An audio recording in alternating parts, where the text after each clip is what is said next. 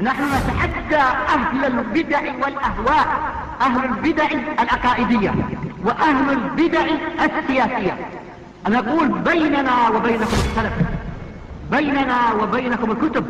كان أحمد يقول البدع بيننا وبينكم الجنائز. إن الحمد لله نحمده ونستعينه ونستغفره ونعوذ بالله من شرور أنفسنا ومن سيئات أعمالنا، من يهده الله فلا مضل له ومن يضلل فلا هادي له، وأشهد أن لا إله إلا الله وحده لا شريك له، وأشهد أن محمدا عبده ورسوله. يا أيها الذين آمنوا اتقوا الله حق تقاته ولا تموتن إلا وأنتم مسلمون. يا أيها الناس اتقوا ربكم الذي خلقكم من نفس واحدة وخلق منها زوجها وبث منهما رجالا كثيرا ونساء، واتقوا الله الذي تساءلون به والأرحام إن الله كان عليكم رقيبا. يا أيها الذين آمنوا اتقوا الله وقولوا قولا سديدا يصلح لكم أعمالكم ويغفر لكم ذنوبكم، ومن يطع الله ورسوله فقد فاز فوزا عظيما.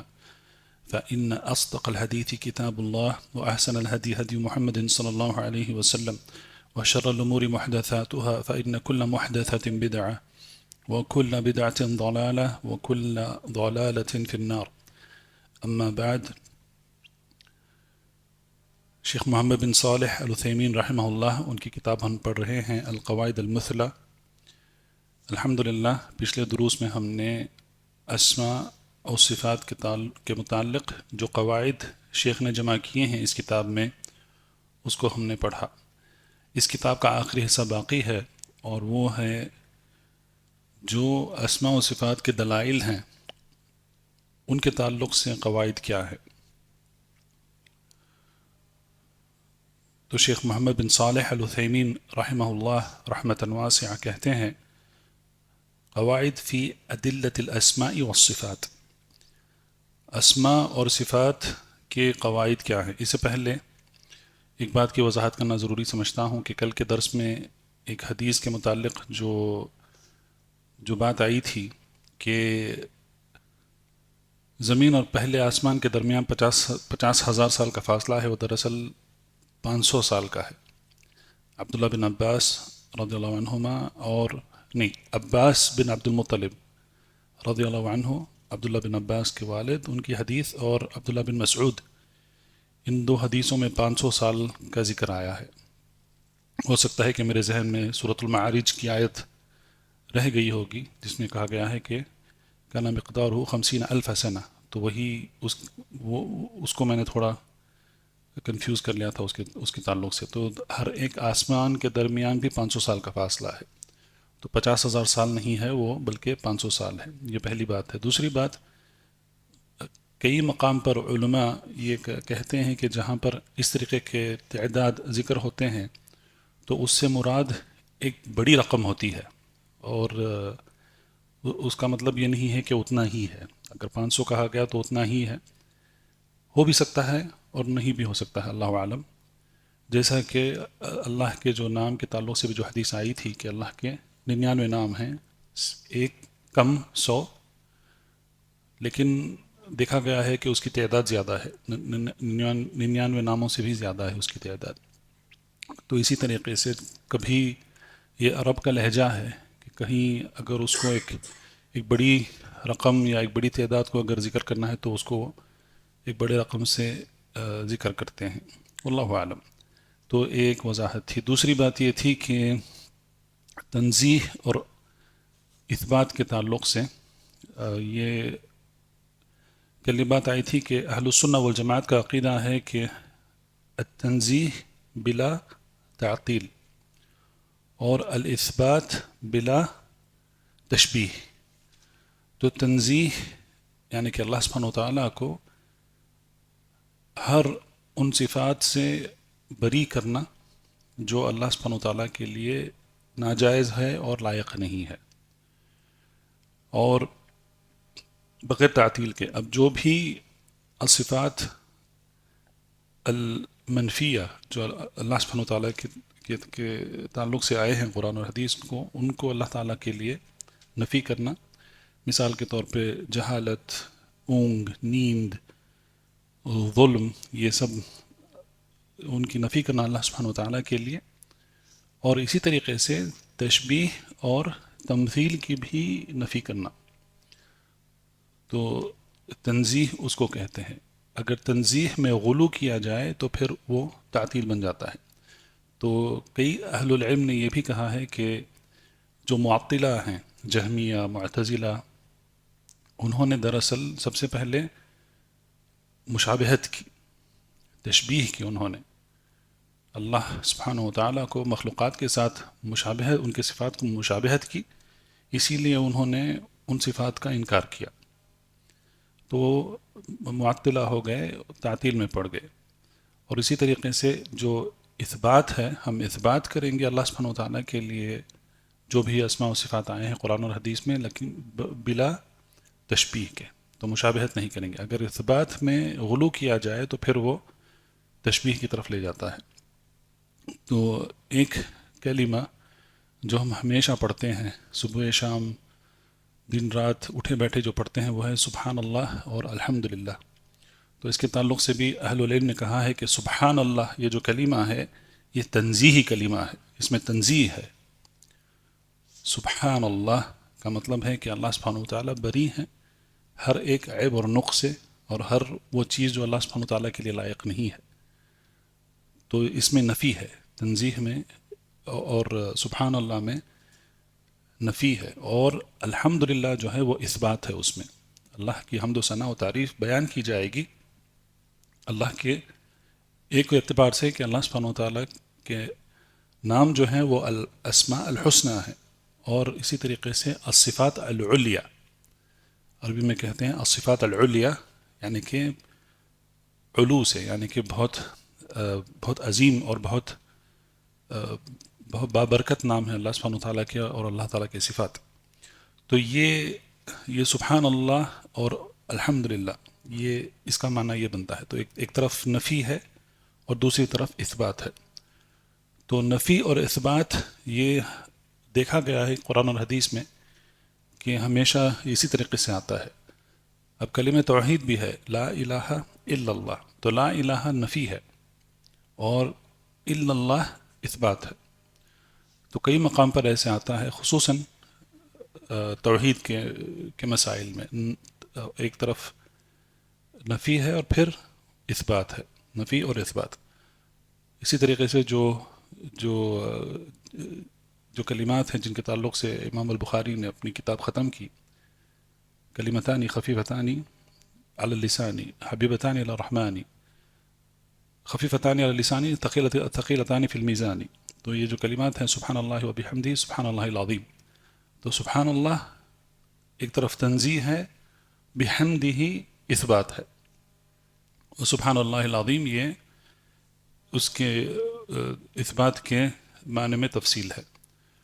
تو سبحان اللہ اور الحمدللہ یہ نفی اور اثبات ہے، تنزیہ اور اثبات ہے۔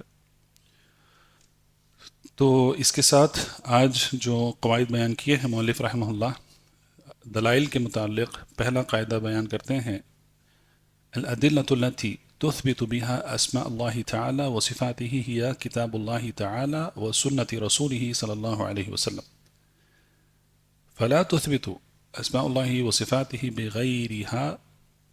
تو سب سے پہلے جو دلائل ہیں اللہ تعالیٰ کے اسماء اور صفات کا اثبات کرنے کے لیے، وہ صرف اور صرف کتاب اور سنت ہے۔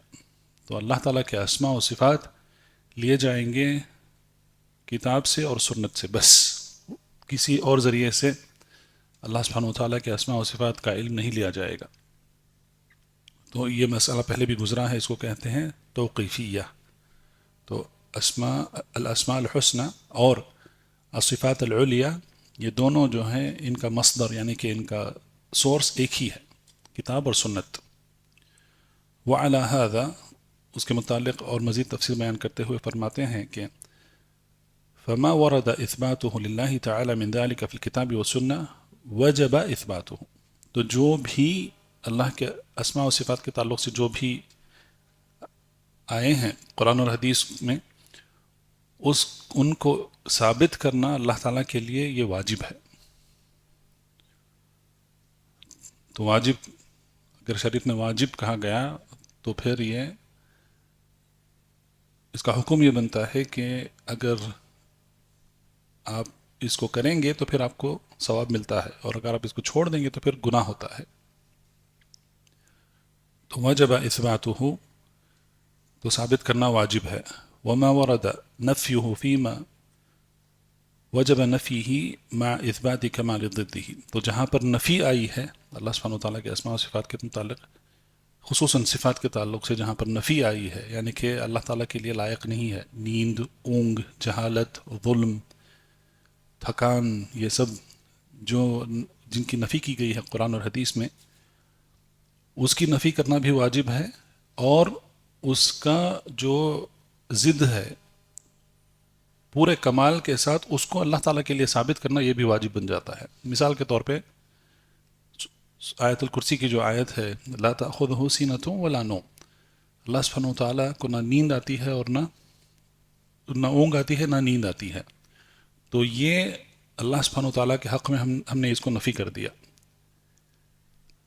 لیکن اس کے عکس میں ہم کیا ثابت کرتے ہیں کہ اللہ سبحانہ وتعالیٰ کی ذات مبارک جو ہے وہ اس کے پہلے والے حصے میں یہ بات آ گیا ہے کہ الحی القیوم، تو القیوم تو یہ اثبات ہے اللہ تعالیٰ کے لیے، وہ ذات جس کو نہ اونگ آتی ہے نہ نیند آتی ہے، جس کے حکم سے پوری کائنات قائم ہے.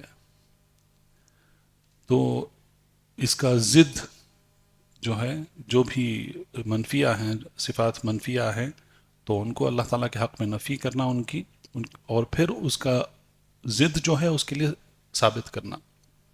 جہالت ہے تو جہالت ہم اللہ سبحانہ وتعالیٰ کے حق میں اس کی نفی کرتے ہیں، اللہ تعالیٰ بری ہیں اس سے، جہالت سے. جہالت کا عکس کیا ہے، اس کا ضد کیا ہے؟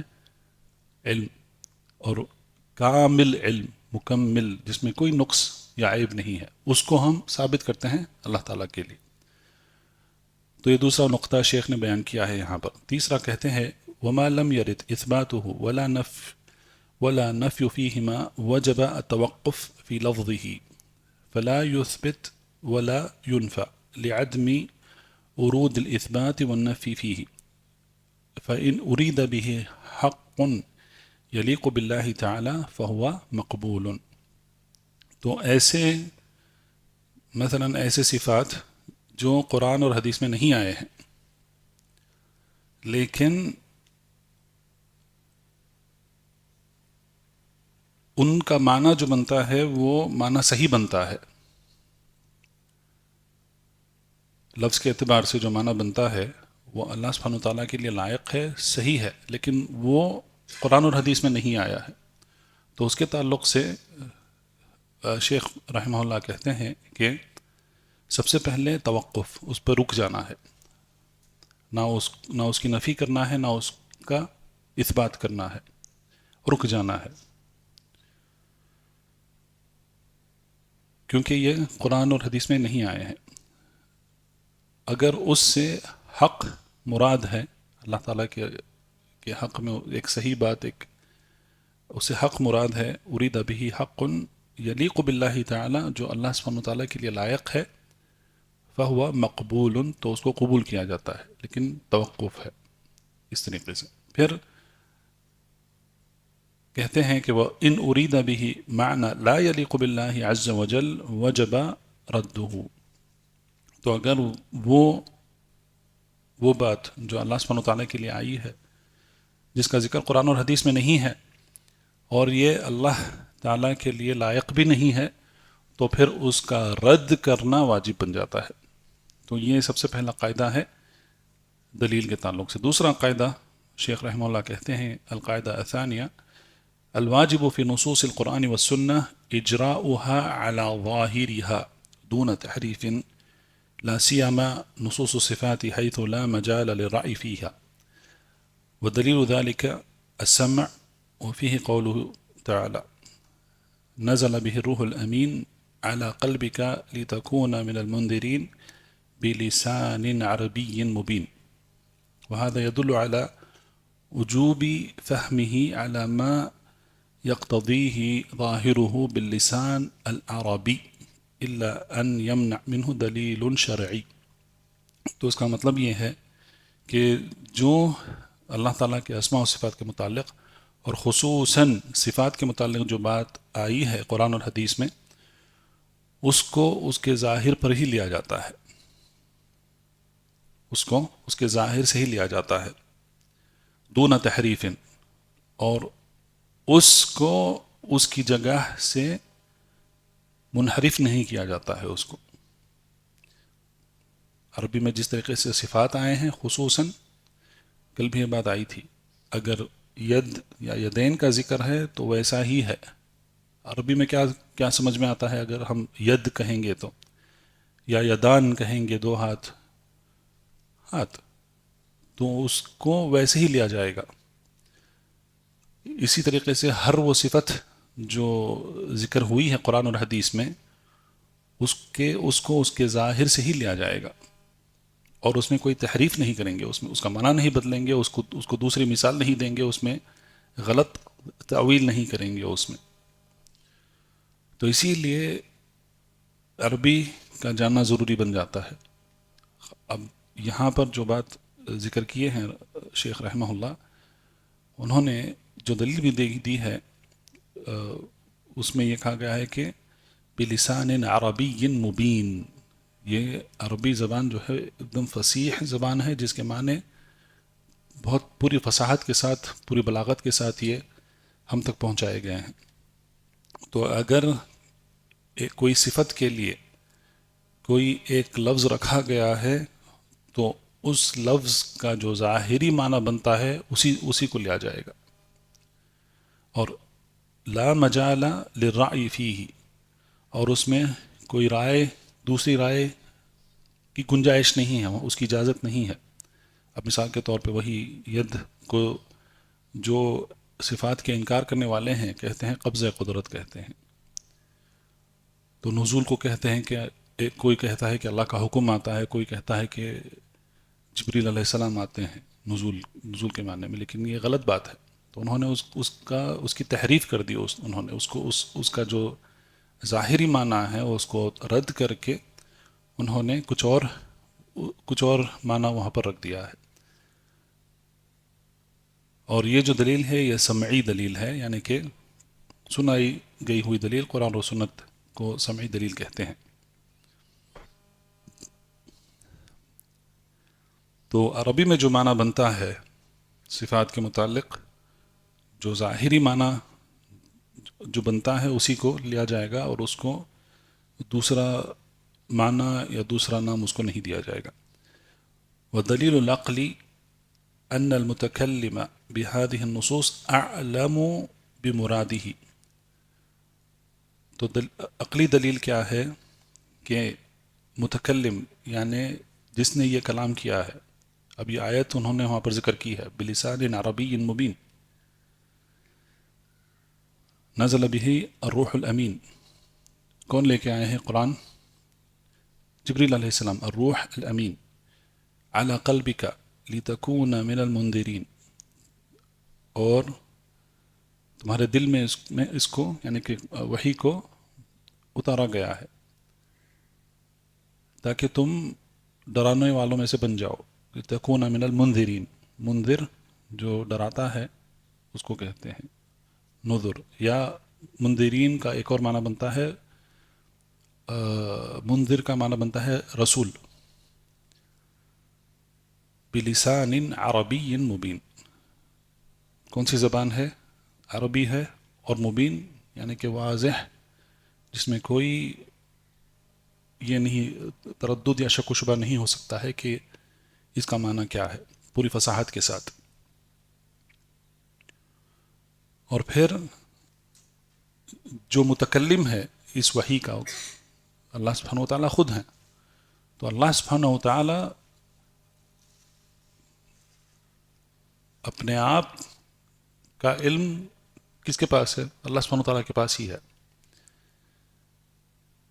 تو اللہ سبحانہ وتعالیٰ نے جو پہنچایا ہے وحی کے ذریعے، اس کا کیا مراد ہے وہ کون بہتر جانتا ہے؟ اللہ سبحانہ وتعالیٰ ہی جانتے ہیں بہتر، سب سے بہتر اللہ عز و جل خود جانتے ہیں اس سے مراد کیا ہے. اس کے بعد اللہ کے رسول صلی اللہ علیہ وسلم. تو اعلم بمرادہ، سب سے زیادہ علم رکھنے والے خود اللہ سبحانہ وتعالی ہیں.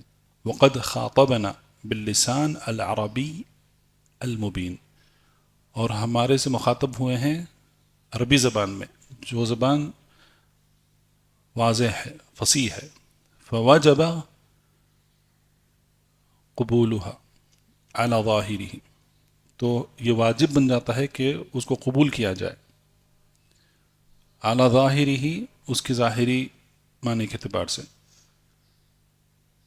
وَإِلَّا لَاخْتَلَفَتِ الْآرَاءُ وَتَفَرَّقَتِ الْأُمَّةُ، اگر ایسا نہیں ہوتا تو اس کے نقصانات کیا ہیں کہ ہر ایک کی رائے مختلف ہو جاتی، کئی رائے ہو جاتے دین میں، اور امت میں تفرقہ پیدا ہو جاتا، کیونکہ ہر ایک اپنی رائے کو آگے بڑھانا چاہتا ہے. تو اس کی گنجائش نہیں ہے دین میں، شریعت میں اس کی گنجائش نہیں ہے کہ جو نصوص کتاب اور سنت کے جو نصوص ہیں اس میں خاص کر کے صفات کے باب میں اس میں یہ گنجائش نہیں رکھی گئی ہے کہ کوئی اس کو جس طریقے سے چاہے اس طریقے سے وہ سمجھ لیں اور اس پر اپنی رائے بنا لیں. اس کی اجازت نہیں ہے. تو وہی نازل کرنے والا اللہ سبحانہ وتعالی، وہ سب سے زیادہ علم اللہ سبحانہ وتعالی کے پاس ہی ہے اپنی ذات مبارک کے متعلق. تو اللہ سبحانہ وتعالی نے ایک فصیح اور ایک واضح زبان سے اس کا علم ہمیں دیا ہے، تو اس کو ویسے ہی قبول کیا جائے گا جس طریقے سے وہ آیا ہے. اس میں رائے کی، اس میں تحریف یا کوئی اور انحراف کی اس میں بالکل گنجائش نہیں ہے. تو یہ دوسرا قاعدہ تھا. القاعدہ الثالثہ، تیسرا قاعدہ یہ ہے کہ ظواہر نصوص الصفات معلومہ لنا باعتبار ومجہولہ لنا باعتبار آخر. فباعتبار المعنى هي معلومة وباعتبار الكيفية التي هي عليها مجهولة. تو جو بھی صفات ہیں جو نصوص میں آئے ہیں اس کا ظاہری معنی جو بنتا ہے، ہمیں اس کے بارے میں کچھ علم ہے، ہم اس کے بارے میں جان سکتے ہیں، اور دوسرا اس کے بارے میں ہمارے پاس علم نہیں ہے. تو یہ ایک اور اعتبار سے ہے. تو جو بھی صفات آئے ہیں اس میں نصوص میں، قرآن اور حدیث میں، اس کا جو ظاہری معنی بنتا ہے اس کا کچھ علم ہے اور کچھ علم نہیں ہے ہمارے پاس.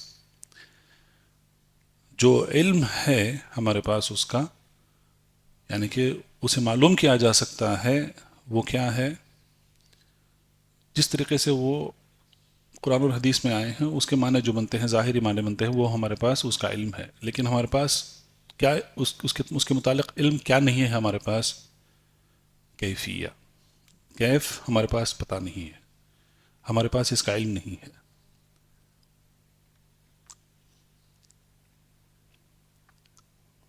تو یہ ہر ایک صفت کے تعلق سے ہم یہ قاعدہ بنا سکتے ہیں. اس کے معنی کے اعتبار سے ہمیں معلوم ہے کہ وہ کیا ہے، لیکن اس کی کیفیت ہمیں پتہ نہیں ہے.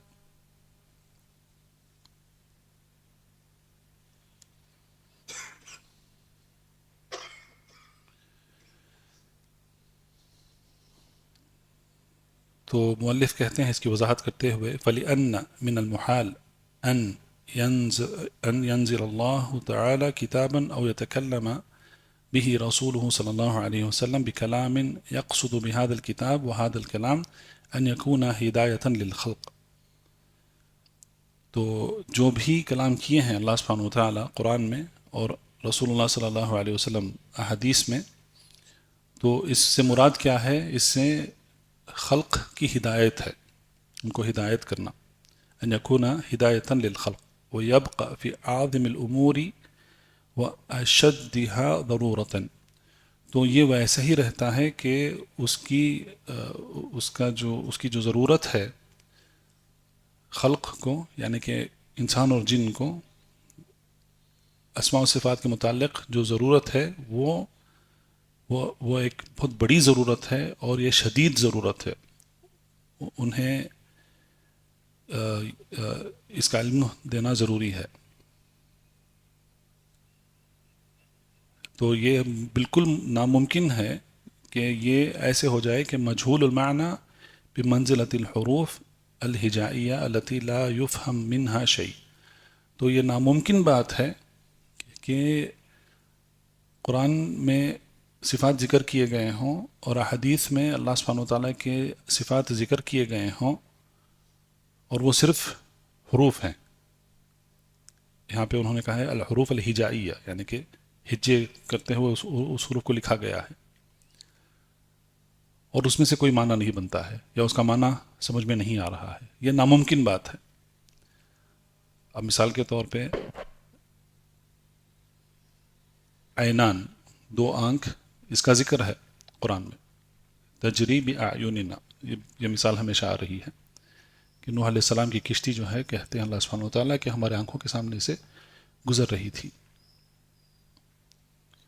تو یہاں پر جو عربی کے اعتبار سے کیا سمجھ میں آتا ہے، عینان یا اعین کا مطلب کیا ہے؟ آنکھ. تو اس کو ویسے ہی لیا جائے گا، ظاہر اس کا جو ظاہری معنی بنتا ہے اسے ویسے ہی لی جائے گا. اب یہاں پر یہ ناممکن ہے کہ یہاں پر اعین کا ذکر ہوا ہے، حروف عربی ہے، معنی عربی ہے، لیکن یہ ناممکن بات ہے کہ یہ معنی سمجھ میں نہیں آ رہا ہے. اس کے کیا مطلب بنتا ہے اس کا؟ کوئی بھی نہیں یہ نہیں کہہ سکتا کہ اس کا معنی پتہ نہیں ہے. اسی طریقے سے آپ یہ لے لیجئے، عربی میں کہتے ہیں پاؤں، پیر کو کہتے ہیں رجل. تو حدیث میں جس طریقے سے آیا ہے کہ جب اللہ سبحانہ وتعالی جہنمیوں کو جہنم میں ڈال دیں گے، اور جیسا سورۃ قاف میں یہ آیا ہے حل امتلأتی، کہ تو بھر گئی ہے، تقول حل من مزید، تو پوچھے گی اور ہیں کیا. اس کے بعد کیا ذکر آیا ہے حدیث میں کہ اللہ سبحانہ وتعالیٰ اپنا پیر جو ہے اس پر رکھ دیں گے جہنم پر، اس کو بند کر دیں گے. اب یہ ذکر ہے، صفت کا ذکر ہے حدیث میں. اب رجل جس کو کہتے ہیں وہ عربی کے معنی کے اعتبار سے سمجھ میں آ جاتا ہے کہ یہ پیر ہے. اب یہاں پر عربی ہے، حروف ہیں، اس کا معنی ہے عربی میں سب ہے.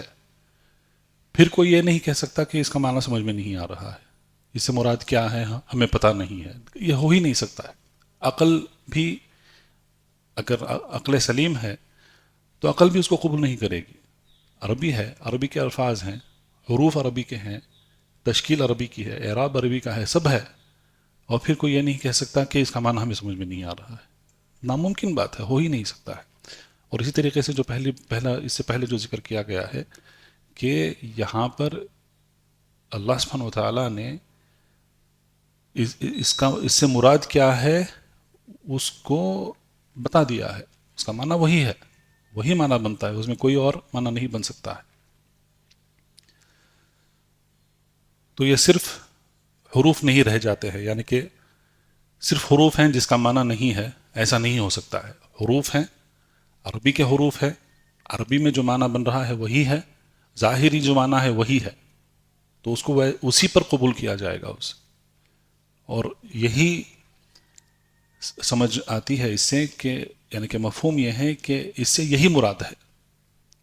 جو بھی صفات ہیں، ید، عین، ساق، رجل، جس کو ابن تیمیہ رحمہ اللہ العقیدۃ الواسطیہ میں انہوں نے قرآن کے دلائل بھی پیش کیے ہیں اور احادیث کے دلائل بھی انہوں نے پیش کیے ہیں. سارے دلائل کے ساتھ سارے اسماء و صفات انہوں نے تقریباً، یہ ہو سکتا ہے کہ سارے اسماء و صفات کا انہوں نے صفات کا ذکر انہوں نے العقیدۃ الواسطیہ میں کر دیا انہوں نے رحمہ اللہ.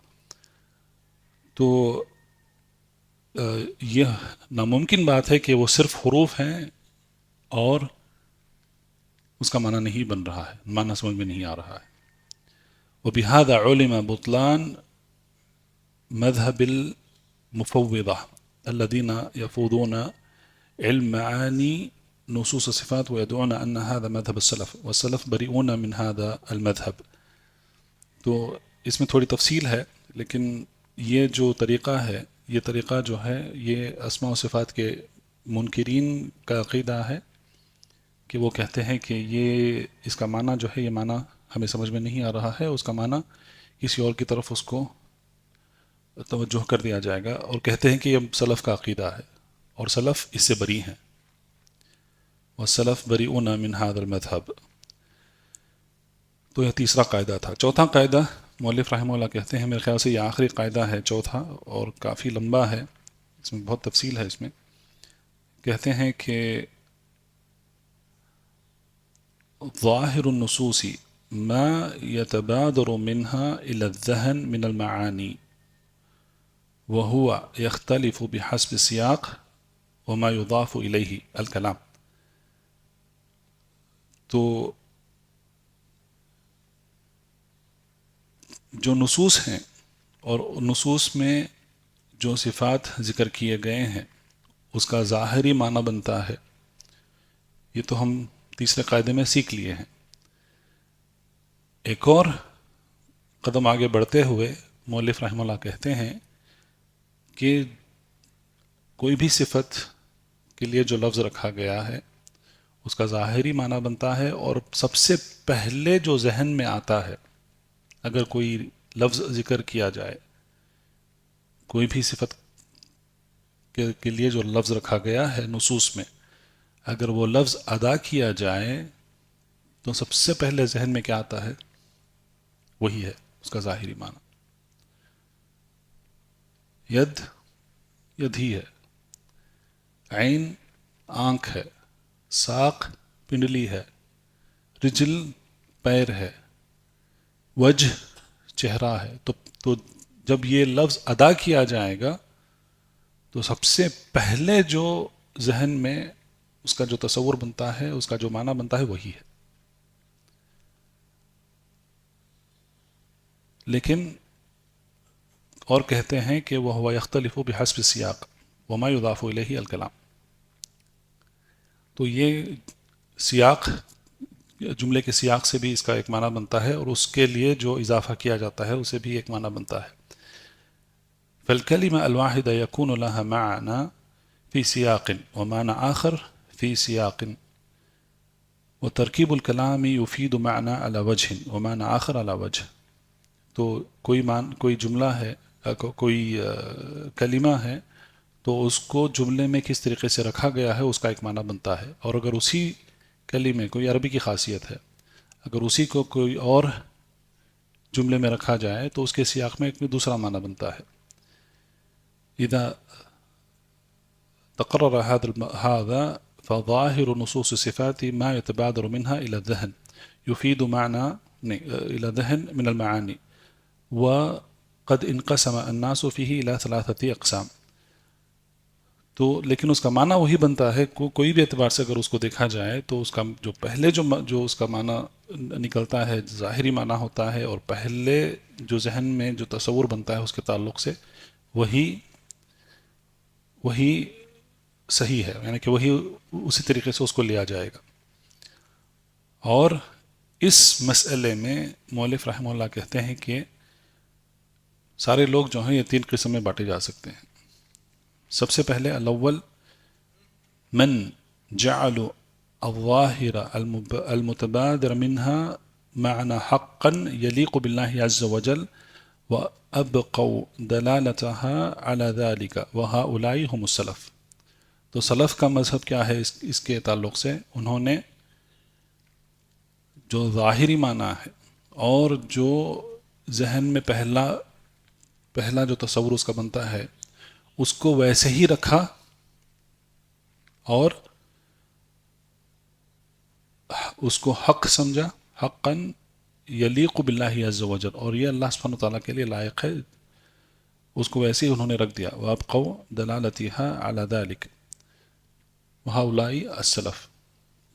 تو قرآن اور حدیث میں جو بھی صفات کا ذکر آیا ہے اس کو انہوں نے ویسے ہی قبول کیا، اس کو اس کے ظاہری معنی پر اس کو رکھا، اور اس کو حقیقی معنی میں اللہ سبحانہ وتعالیٰ کے لیے لائق ہے، یہ اس کو ویسے ہی رکھا، اس میں کوئی تبدیلی نہیں کی، اور اس کو ایسے ہی قبول کر لیا. تو یہ سلف کا مذہب ہے. دوسرا الثانی من جعل الظاہر المتبادر من نصوص الصفات معنى باطلا لا يليق بالله وهو التشبیہ. تو ایک اور قسم ہے جنہوں نے جو ظاہری اور جو بھی ذہن میں جو پہلا تصور جو بنتا ہے اس کو انہوں نے کیا کیا, انہوں نے اس کو ایک غلط اور ایک باطل معنی اس کو دے دیا جو اللہ سبحانہ وتعالیٰ کے لیے لائق نہیں ہے. لا یلیق بی اللہ عز وجل وہو التشبیہ, یعنی تو انہوں نے مشابہت کر دی. رب کائنات کو مخلوقات کے صفات سے انہوں نے مشابہت کر دی. فأبقوا دلالتها على ذلك وهؤلاء هم المشبهة ومذهبهم باطل محرم من عدة أوجه.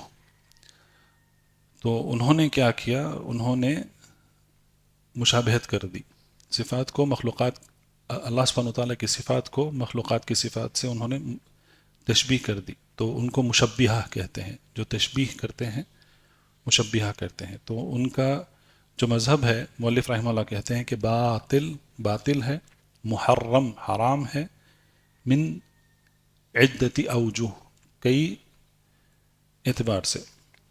سب سے پہلا انہو جنایت علی النصوص وتعطیل لہا عن المراد بها. تو سب سے پہلے وہ ایک بہت بڑا جرم انہوں نے کیا ہے نصوص کے متعلق, اور تعطیل اور اس کا انکار کر دیا ہے جیسے نصوص میں آیا ہے, اس کو انہوں نے اس طریقے سے قبول نہیں کیا جس طریقے سے سلف نے اس کو قبول کیا. دوسرا ان العقل دل على مباینۃ الخالق للمخلوقات فی الذات و فی الصفات. دوسری عقلی دلیل یہ ہے کہ عقل بھی اس کی طرف دلالت کرتی ہے کہ خالق کے صفات مخلوقات کے صفات کی طرح نہیں ہو سکتے ہیں, ہرگز نہیں ہو سکتے ہیں. جبکہ ذات الگ ہے تو صفات بھی مختلف ہونا, الگ ہونا لازمی ہے, تو اس میں کوئی مشابہت نہیں ہو سکتا ہے. تیسرا ان هذا المفہوم الذي فهمه المشبہ من النصوص مخالف لما فهمه السلف. تو یہ مشبہہ کا جو فہم ہے صفات کے متعلق, وہ فہم جو ہے وہ سلف کے فہم کے مخالف ہے.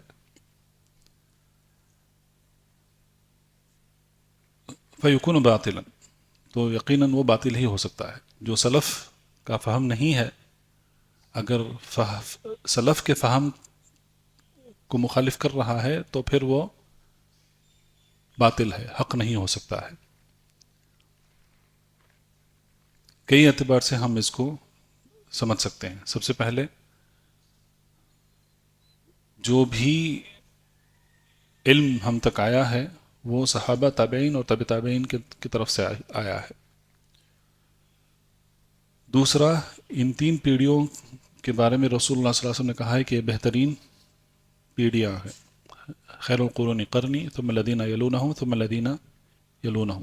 تیسرا اس پر ان کا اجماع ہے.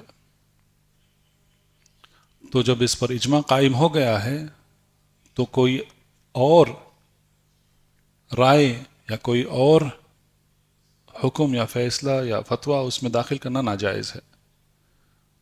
تو اسماء و صفات کے متعلق اجماع ہے. انہوں نے جو مذہب اختیار کیا ہے وہی صحیح مذہب ہے اور منہج حق ہے. تو شریعت اس کی ہرگز اجازت نہیں دیتی ہے کہ اگر اجماع قائم ہو گیا ہے تو پھر اس میں کوئی اور بات اس میں داخل کیا جائے. تو سلف کا جو فہم ہے, اسی لیے ہم کہتے ہیں کہ ہمارا منہج کیا ہے, القرآن والسنہ علی فہم سلف ہذہ الامہ. تو یہ ہمارا منہج ہے. اگر ہم قرآن اور حدیث کو سمجھیں گے تو سلف کے فہم سے ہی سمجھیں گے اس کو. کیونکہ ان کا منہج جو ہے یہی حق ہے، یہی صحیح ہے. تو جو بھی سلف کی مخالفت کرتا ہے وہ باطل ہے، وہ گمراہ ہے، خاص کر کے اللہ کے اسماء و صفات کے تعلق سے.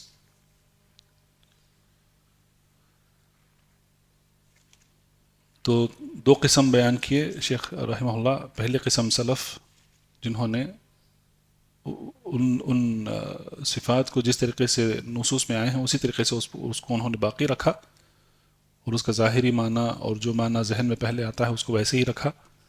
دوسرا مشبہہ ہیں جنہوں نے مخلوقات سے اللہ کے صفات کو تشبیہ کی. تیسرا ہے من جعلوا لمعنى المتبادل من نصوص الصفات معنى باطلا لا يليق بالله وهو التشبيه. ثم انهم اچھا تو یہ ایک طرف سے ریپیٹیشن ہے یہاں پر. انہم من اجل ذلك انکروا ما دلت علیہ من المعانی اللائق باللہ عز وجل وهم اہل التعطیل. تیسری قسم ہے اہل التعطیل. لیکن کیوں مؤلف رحمہ اللہ انہوں نے یہاں پر یہ ذکر کیا ہے، پہلے تشبیہ کا ذکر کیا ہے پھر تعطیل کا ذکر کیا ہے؟ کیونکہ جو معطلہ ہیں انہوں نے پہلے مشابہت کی، اس کے بعد انہوں نے اس کی تعطیل کی، اس کے بعد انہوں نے اس کا انکار کیا. اگر انہوں نے مشابہت نہیں کی ہوتی، خالق کے صفات کو مخلوقات کے صفات سے مشابہت نہیں کی ہوتی، تو پھر وہ اس کی تعطیل، اس کا انکار نہیں کرتے. انہوں نے پہلے مشابہت کی ہے اور پھر اس کا انکار کیا ہے، کیونکہ انہوں نے جو صفات، خصوصاً صفات کا جو معنی سمجھا، انہوں نے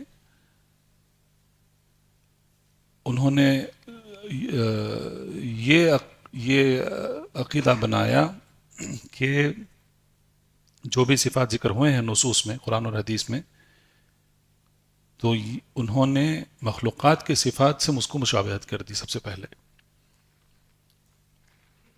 تو مشابہت پہلے انہوں نے کی، اس کے بعد انہوں نے اس کی تعطیل کی. تو انہوں نے یہ کہا کہ یہ اگر ایسا ہے تو پھر یہ مخلوق کی صفت ہے. اگر ہاتھ ہے تو مخلوق کے ہاتھ کے جیسا ہے، اگر آنکھ ہے تو مخلوق کی آنکھ کے جیسے ہیں، اگر پنڈلی ہے تو پھر مخلوق کی پنڈلی کی طرح ہے، اگر پیر ہیں تو مخلوق کے پیر کی طرح ہے. تو پہلے انہوں نے اس پر ایسا عقیدہ بنا لیا، تشبیہ کا عقیدہ بنا لیا، پھر انہوں نے اس کو کہا کہ یہ اللہ کے لیے لائق نہیں ہے، تو پھر اس کا انہوں نے انکار کر دیا، تعطیل کر دیا. تو وهم اہل التعطیل فهؤلاء صرفوا النصوص عن ظاهرها الى معانی عیونها بعقولهم. تو انہوں نے کیا کیا؟ سب سے پہلے انہوں نے جو نصوص کے جو ظاہری معنی ہیں اس کے عین معنی سے انہوں نے اس کو صرف کر دیا کسی اور چیز کی طرف. وَاضْطَرَّبُوا فِي تَعْيِينِهَا اضْطِرَابًا كَثِيرًا وَسَمُّوا ذَلِكَ تَأْوِيلًا وَهُوَ فِي الْحَقِيقَةِ تَحْرِيف. تو انہوں نے اس کو دوسری طرف اس کو صرف کر دیا،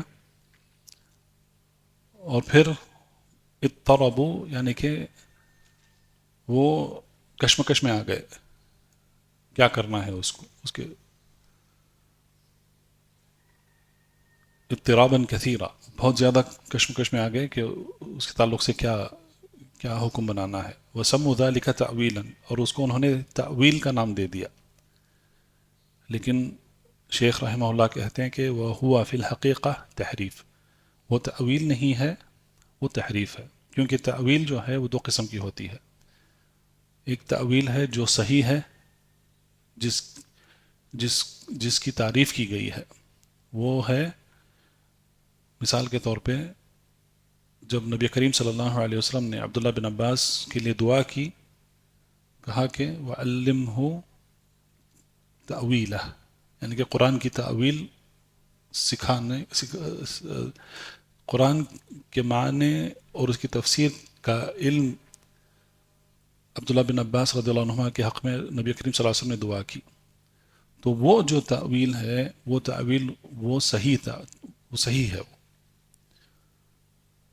التأویل الممدوح جس کو کہتے ہیں، جس کی تعریف کی گئی ہے، وہ بھی ایک تأویل ہے.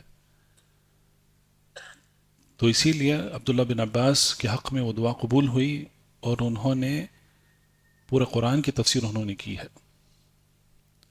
تو اگر ہم التفاسیر بمأثور جو تفاسیر ہیں جیسے ابن کثیر کی تفسیر ہے اس کو ہم دیکھیں گے جہاں پر ابن کثیر رحمہ اللہ انہوں نے سارے تفسیر کے مسائل انہوں نے اسانید سے انہوں نے بیان کیے ہیں، تو ہم دیکھتے ہیں کہ عبداللہ بن عباس کا نام تقریباً ہر ایک آیت کی تفسیر میں عبداللہ بن عباس کا نام آتا ہے سند میں.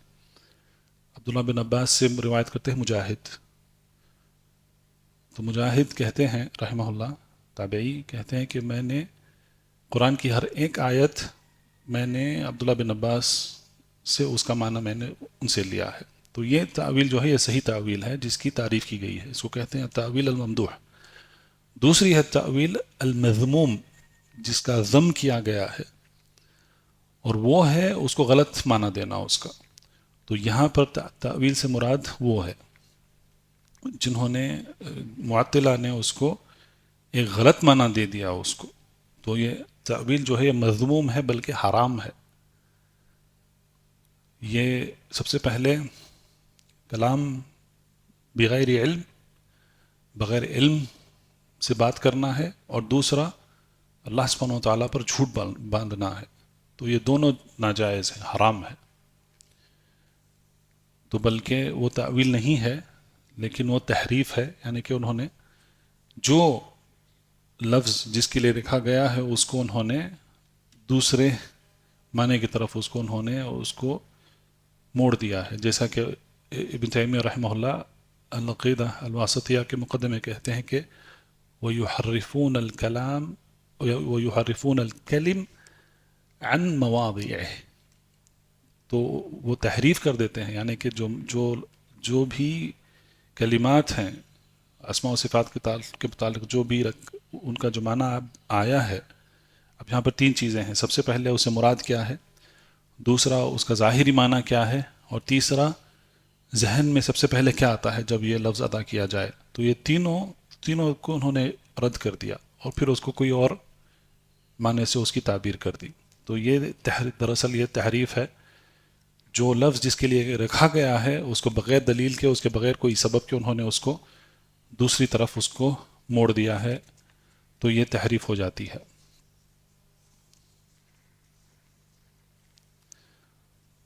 اور مؤلف رحمہ اللہ کہتے ہیں کہ وَمَذْهَبُهُمْ بَاطِلٌ مِّنْ وُجُوهٍ، اور کئی اعتبار سے ان کا مذہب جو ہے یہ باطل ہے. جیسا انہوں نے کہا کہ الاول انه جنایۃ علی النصوص حیث جعلوها دالۃ علی معنی باطل غیر لائق باللہ ولا مراد له. تو انہوں نے نصوص کے تعلق سے ایک بہت بڑا جرم کیا ہے اور اس کو انہوں نے جعلوها دالۃ علی معنی باطل، تو انہوں نے اس کو حق کی طرف اس کو نہیں توجہ کیا بلکہ انہوں نے جو کیا ہے وہ باطل ہے، مخالف ہے، حق کا مخالف ہے اور اللہ سبحانہ وتعالیٰ کے لیے لائق نہیں ہے، اور بالکل جو قرآن اور حدیث کا جو مراد ہے وہ اس کے مطابق نہیں ہے. الثانی انه صرف لکلام اللہ تعالی و کلام رسولہ صلی اللہ علیہ وسلم عن ظاہرہ.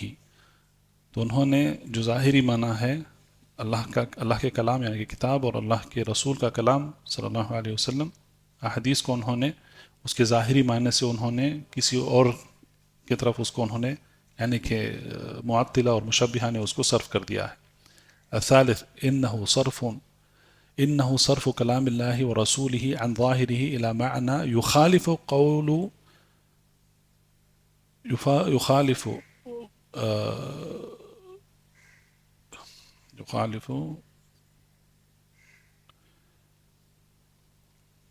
یہاں پر میرے خیال سے غلطی ہوئی ہے جملے میں، یخالف قول اللہ بلا علم وهو محرم. وقد یہاں پہ جملے میں غلطی ہے لیکن اس کا معنی یہ بنتا ہے کہ یہ ان کا جو اس کو صرف کرنا ہے وہ جو اللہ سبحانہ وتعالیٰ کا جو کلام ہے اس کے مخالف ہے، نصوص کی مخالفت کرتا ہے، ان کے جو انہوں نے جو معنی بنائے ہیں وہ نصوص کی مخالفت وہ معنی نصوص کی مخالفت کرتے ہیں، اور یہ اللہ پر بغیر علم کے بات کہنا ہے، اللہ پر جو حرام ہے۔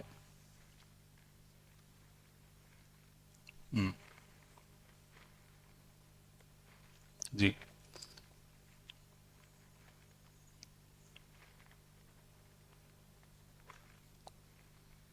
نہیں، ان کا جو کلام ہے وہ نصوص کے مخالف ہے، اور یہ اللہ پر بغیر علم سے کلام کرنا ہے جو ناجائز ہے۔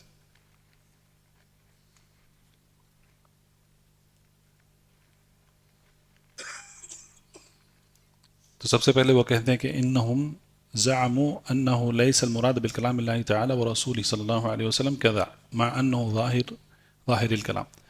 تو ان کا یہ کہنا ہے کہ جو نصوص کا جو ظاہری معنی ہے وہ ویسا نہیں ہے، بلکہ انہوں نے جس طریقے سے اس کو سمجھا وہ ویسا ہے۔ انہم زعموا ان المراد به كذا لمعنى آخر لدلیل علیہ ظاہر الكلام۔ تو وہ کہتے ہیں کہ ان کے پاس بھی دلیل ہے کہ وہ اس کے ظاہری معنی سے اس کو صرف کر دیا گیا ہے۔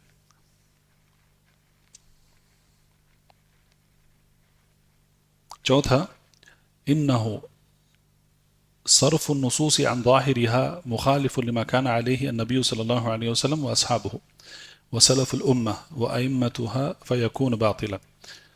تو ان کا جو ظاہری معنی کو جو صرف کرنا ہے، ایک تو نصوص کی مخالفت ہے، اور جس پر آپ صلی اللہ علیہ وسلم تھے اور صحابہ تھے اور سلف تھے، اور ان کے بعد جو ابھی ائمہ آئے ہیں جو ان کے منہج پر چلے ہیں، تو ان کی بھی مخالفت ہے، تو وہ حق نہیں ہو سکتا ہے، وہ تو باطل ہے۔ الخامس انه صرف لهذه النصوص عن ظاهرها وتعيين معنى آخر مخاطرة، فلعل المراد يكون على تقدير جواز صرفها غير ما صرف إليه۔ تو یہ انہوں نے جو کیا ہے کہ اس کے ظاہری معنی سے انہوں نے کسی اور معنی کی طرف انہوں نے جو صرف کیا ہے، تو وہ کہتے ہیں کہ ہو سکتا ہے کہ اس سے مراد ایسا ہو سکتا ہے، ہو سکتا ہے کہ اس سے مراد ایسا ہو سکتا ہے۔ تو اگر انہوں نے اس کو ظاہر سے انہوں نے اس کو دوسری طرف اس کو تبدیل کر دیا، تو پھر وہاں پر ایک معنی ان کے پاس بھی ایک نہیں ہے، ان کے پاس بھی، تو وہ کہتے ہیں کہ ہو سکتا ہے ایسا ہو سکتا ہے، ہو سکتا ہے کہ ایسے ہو سکتا ہے۔ مثال کے طور پہ ید، جب انہوں نے اس کے ظاہری معنی سے اس کو کسی اور کی طرف اس کو موڑ دیا ہے، تو پھر وہاں پر وہ جیسا مؤلف نے کہا کہ وہ کشمکش میں آ گئے۔ تو بعض اوقات کہتے ہیں کہ ید سے مطلب قبضہ قدرت ہے، تو ید سے مطلب قوت ہے، ید سے مطلب طاقت ہے، تو ایسا بھی، تو وہ وہاں پر ایک ہی معنی اس کو نہیں دے سکتے، کیونکہ انہوں نے اس کے ظاہری معنی سے اس کو انہوں نے صرف کر دیا ہے۔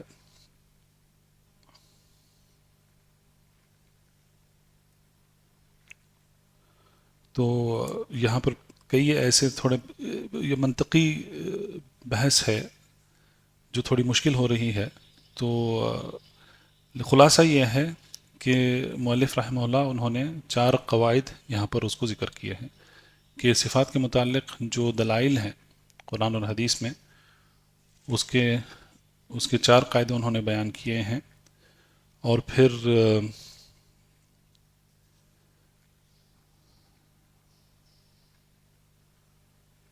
انہوں نے یہ بھی کہا ہے کہ یہ جو بھی مخالفت کیے ہیں اسماء و صفات میں، وہ ہیں معطلہ اور اشاعرہ اور ماتریدیہ۔ تنبیہ آخر میں کہتے ہیں کہ کل معطل ممثل وکل ممثل معطل۔ تو ہر ایک معطل، تعطیل کرنے والا جو ہے وہ ممثل ہے، یعنی کہ وہ تشبیہ کرتا ہے اور تمثیل کرتا ہے۔ وکل ممثل معطل، اور جو بھی تشبیہ اور تمثیل کرتا ہے وہ معطل، یعنی کہ تعطیل کرنے والا، انکار کرنے والا بن جاتا ہے۔ اما تعطیل المعطل فظاہر، تو جو معطلہ میں سے جو تعطیل کرتے ہیں وہ ان کا تو ظاہر ہے۔ وَأَمَّا تمثيله فلأنه إنما عطل لاعتقاده أن إثبات الصفات يستلزم التشبيه فمثل أولا وعطل ثانيا. تو یہاں پر اسی بات کو مؤلف رحمہ اللہ نے دہرایا ہے کہ صفات کا انکار کرنے والے معطلہ انہوں نے پہلے مشابہت کی اور پھر انہوں نے اس کی تعطیل کی، کیونکہ ان کا یہ ماننا ہے کہ اگر صفات کا اثبات کیا جائے تو اس سے لازم آتا ہے کہ تم تشبیہ کرو، تو اسی لیے پہلے انہوں نے مشابہت کی، پھر انہوں نے اس کے بعد اس کی تعطیل کی. وَأَمَّا تمثیل الممثل فظاہر، تو جو مشابہت کرنے والے ہیں ان کی جو گمراہی ہے، جس طریقے سے انہوں نے مشابہت کی ہے تو یہ ظاہر ہے، مشابہت یا تمثیل کرنا. وَأَمَّا تَعْطِيلُهُ مِنْ ثَلَاثَةِ أَوْجُهٍ، اور مشبہہ نے جس طریقے سے تعطیل کیا ہے اس کے تین اعتبارات ہیں. إنه عطل نفس النصوص الذي أثبت به الصفة حيث جعله دالا على التمثيل مع أنه لا دلالة فيه عليه وإنما يدل على صفة تليق بالله عز وجل. تو اس نے سب سے پہلے کیا کیا، اس نے اسی نص یعنی کہ اسی جو مشابہت کرتے ہیں انہوں نے سب سے پہلے نص کی یعنی کہ قرآن اور حدیث کی انہوں نے اس کا انکار کیا، اور اسی نصوص میں اس بات آیا ہے کہ یہ صفات جو ہیں یہ اللہ تعالیٰ کے لیے ثابت ہیں، لیکن انہوں نے ان صفات کو انہوں نے مشابہت کر دیا، اس کی مثال دے دی. مع انہ لا دلالۃ فیہ، جبکہ اس کے لیے کوئی دلیل نہیں ہے. وانما يدل على صفات، بلکہ یہ دلالت کرتی ہیں، سارے نصوص دلالت کرتی ہیں کہ یہ سارے صفات جو ہیں یہ اللہ تعالیٰ کے لیے لائق ہیں اور اس کا اثبات کرنا واجب ہے. دوسرا، انہ عطل کل نص يدل على نفی مماثلہ، تو مماثل اللہ لخلقہ، تو اس نے انہ عطل کل نص يدل على نفی، تو ہر وہ نص جو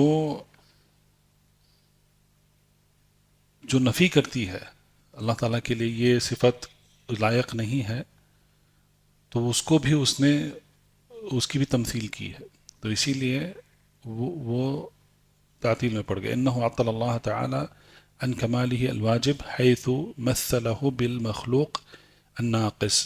تو تیسرا ان کا بھی یہی طریقہ تھا کہ انہوں نے اللہ سبحانہ وتعالیٰ کے لیے جو صفات ہیں، جو صفات کامل ہیں اور جن کا مخلوقات سے کوئی مشابہت نہیں ہے، انہوں نے ان کی تعطیل کی اور ان کو مخلوقات میں جو صفات ہیں تو اس میں نقص ہوتا ہے انہی صفات میں، تو انہوں نے اس طریقے سے کمپیئر کرتے ہوئے مخلوقات اور مخلوقات کی صفات کو اللہ سبحانہ وتعالیٰ کی صفات کے ساتھ انہوں نے اس کا یہ کیا، کمپیریزن کیا، تو پھر انہوں نے مجبوراً ان کے طریقے کے اعتبار سے ان کو اس کا انکار کرنا پڑا.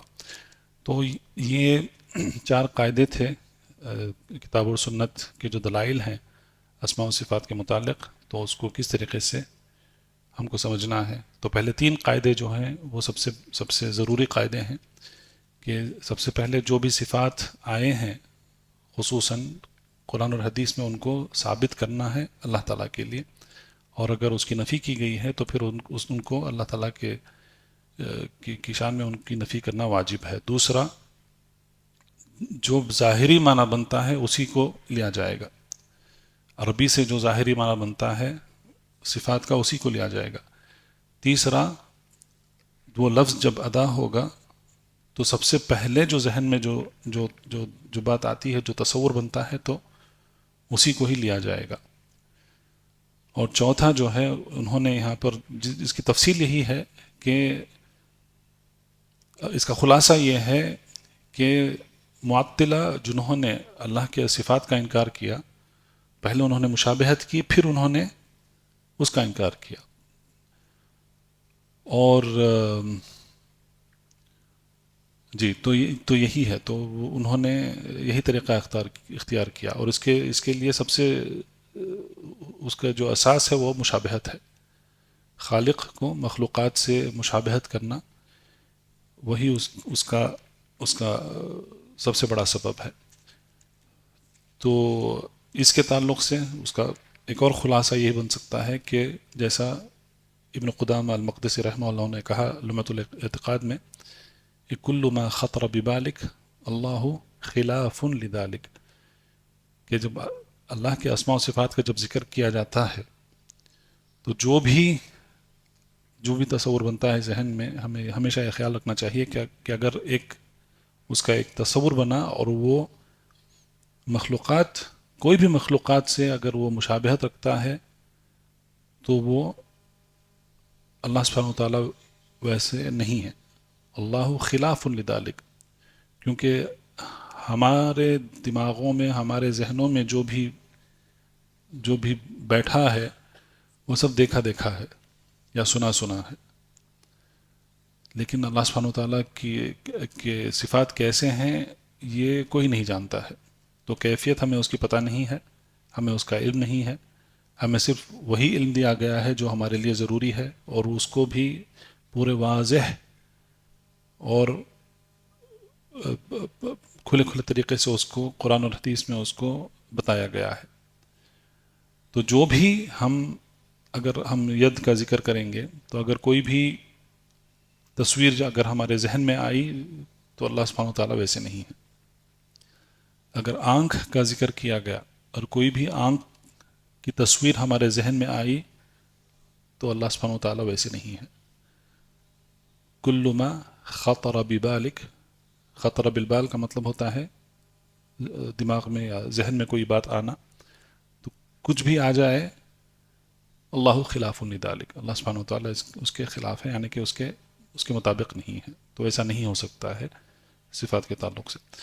تو اس سے الحمدللہ ہم نے اس کتاب کا خاتمہ کر لیا ہے، اور اللہ سبحانہ و تعالیٰ سے دعا ہے کہ اللہ سبحانہ و تعالیٰ مؤلف الشیخ العلامہ محمد بن صالح العثیمین رحمہ اللہ کو ہمارے طرف سے اور سارے امت مسلمہ کی طرف سے جزائے خیر عطا فرمائے کہ انہوں نے ایسے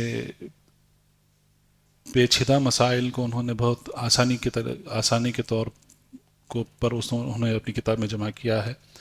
اور یہ جو قواعد یہاں پر ذکر کیے ہیں رحمہ اللہ، یہ بالکل بنیادی اور ضروری قاعدے ہیں، اور اس میں بہت تفصیل ہے. اس میں خاص کر کے جنہوں نے اسماء و صفات میں بگاڑ پیدا کیا ہے، گمراہ فرقے جہمیہ، معتزلہ، اشاعرہ، ان کے ردود میں کئی کتابیں لکھی گئی ہیں. ابن تیمیہ، ابن القیم، امام البخاری، امام احمد، انہوں نے سب نے کئی کتابیں لکھی ہیں، اور اس میں انہوں نے کئی حجتیں قائم کی ہیں ان کی گمراہیوں کے خلاف. تو اگر ایسی کتابوں کو ہمیں پڑھنا ہے تو ہمیں پہلا قدم اٹھانا ہے، اور یہ کتاب میں سمجھتا ہوں کہ یہ پہلا قدم ہے وہ بڑے کتابوں پڑھنے کے لیے اور ان کو سمجھنے کے لیے. ابن تیمیہ رحمہ اللہ انہی کی کتابیں لے لیجیے آپ. الواسطیہ ہے، تو واسطیہ میں انہوں نے کچھ 35 یا 40 صفات کا انہوں نے اس میں ذکر کیا ہے. لیکن اس کے بعد جو کتابیں لکھی ہیں ابن تیمیہ نے، التدمریہ ہے، الحمویہ الکبریٰ ہے، تو ایسے کئی ایسے کتابیں انہوں نے لکھی ہیں جس میں انہوں نے بہت زبردست طریقے سے ان گمراہ فرقوں کا انہوں نے رد کیا ہے. تو یہ کتاب جو ہے، اگر ہم نے اس کو اچھے طریقے سے سمجھ لیا، ان قواعد کو اچھے طریقے سے سمجھ لیا، تو ہمیں العقیدہ الواسطیہ جیسی کتاب جو اللہ کے اسماء و صفات کے متعلق سب سے بنیادی کتاب ہے، سب سے مبتدئین یعنی کہ شروع کرنے والوں کے لیے کتاب، یہ اس کا علماء کہتے ہیں کہ یہ سب سے بہترین کتاب ہے شروع کرنے کے لیے. تو ایسی کتابوں کو سمجھنے میں ہمیں یہ قاعدے ہمیں ضروری آتے ہیں وہاں پر. دوسرا جو بھی ہم پڑھے ہیں ضرورت یہ ہے کہ اس کو بار بار پڑھا جائے اور ان قواعد کو یاد کیا جائے. اور تو پھر جو بھی آپ نوٹس بنائے ہیں تو آپ اس کو بار بار دیکھیں، اور اگر آپ کو کوئی مزید چیز کی وضاحت کرنا ہے تو آپ علماء سے پوچھیں، لیکن ان کو اچھے طریقے سے سمجھیں ان کو اور ان کو یاد کریں، کیونکہ یہ ضروری قواعد ہیں. تو اس کے ساتھ ختم کرتے ہیں. وباللہ توفیق، وصلی اللہ علی نبینا محمد وعلی آلہ وصحبہ وسلم. سبحانک اللہم وبحمدک، اشہد ان لا الہ الا انت، استغفرک واتوب الیک. نسأل الله العظيم رب العرش العظيم بأسمائه الحسنى وصفاته العليا أن ينفعنا أجمعين بما علمنا ويزيدنا علما وتوفيقا، وأن يجعل ما تعلمنا حجة لنا لا علينا، وأن يصلح لنا شأننا كله، وأن لا يكلنا إلى أنفسنا طرفة عين. اللهم آت نفوسنا تقواها وزكيها أنت خير من زكاها، أنت وليها مولاها.